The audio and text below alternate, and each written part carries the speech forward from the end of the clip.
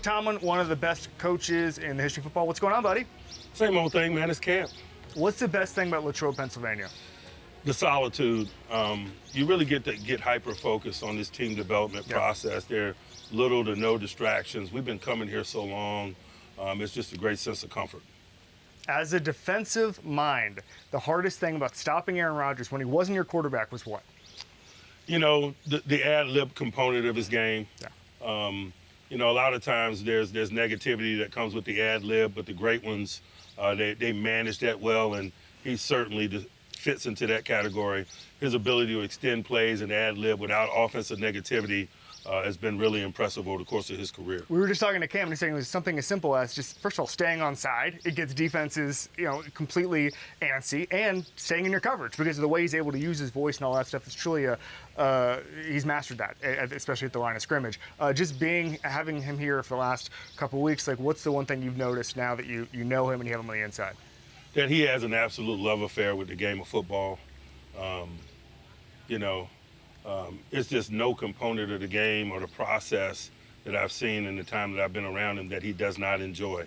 And that's just really a cool thing considering he's been doing it a while. One thing, I think you had one of the best quotes I ever heard in a podcast when you were on a couple of years ago and talking about how you love coaches that run towards coaching, not away from coaching. I talk about it all the time, and I'm not the only person who has. Curious how you developed that philosophy where you just love to dig in and make guys better. And I know the listeners, you've talked about, the listeners are going to think, oh, every coach does that.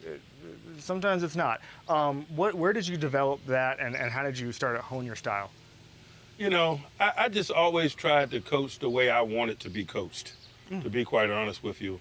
That's the spirit in which I go about it and have gone about it. And for me, it's our job to provide clarity when there is none, answers where there are none, prep when prep is needed. They're the product, we're the source, and I just always keep that perspective. I like that. Last one on the actual football team, we were laughing, Cam and I were just laughing. Everybody was saying, this team's all in. Everybody on TV was saying, the Steelers are all in. Well, you guys are trying to win the Super Bowl every year. That's just kind of how it goes, and you guys aren't mortgaging the future or any of that. Was that narrative funny to you a little bit when you heard it in the summer? A lot of the narratives are funny to me. You know what I mean? But I get what people mean. There's a level of excitement about the talent that we've acquired. And it's a little bit out of character maybe in some instances. And so from that standpoint, it's exciting. But, you're right. We are trying to do it each and every year, and 2025 has our attention this year.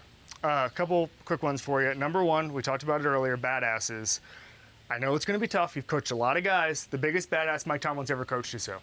I would have to say James Harrison, because he might come by camp, man. I don't want to be running from him. A lot of badasses in this business, but he's a badass among badasses. Explain why for someone just we've seen him on film. We've obviously watched his interviews, but just being around him, he's like a WWE character, except it's authentic. It's real. He lives every day of his life like that. Give me something about Mike Tomlin that would surprise people, like an interest. Like, what do you watch? What do you read? Like something. What are the hobbies we don't know about Mike Tomlin? I'm a big Sudoku guy. Really? I am. I'm a puzzler. Crossword puzzles, Sudoku, spider solitaire. I like mind stimulation. So that's just, how often are you just in your office sometimes? You just need a break, maybe 10 minutes? Yeah, pretty much daily. It's a component of what I do. I like that. Yeah. How'd you get into that? I've always been into it, man. When I was a little guy, my mother and I, we'd fight over the crossword puzzle in the daily newspaper. She'd always let me go first. And that made me angry because then she would fill the rest of it in. And so I'm a competitor. That's kind of what got me going. I like that. We do something called One Rep Back. It's any coaching decision you could have back at any point in your career, any level. Could be at Tampa, could be at college, doesn't matter. It's just you get to do one play again. Where are you going? The first time I was responsible for a unit, we were playing at the University of Minnesota. I was at Arkansas State, and I was in charge of the kickoff team. And we gave up a kickoff return for a touchdown on the opening kickoff of the game. And so that was the first unit I was ever responsible for. And so needless to say, it wasn't a sterling beginning. It still stings. It still stings. Tyrone Carter. Oh, Tyrone. Tyrone was the guy that ran it back. And the funny thing is, later in life, I had an opportunity to coach Tyrone. Huh. And he reminded me about it from time to time. Beautiful. Coach Tomlin, thank you so much. No doubt. Appreciate you.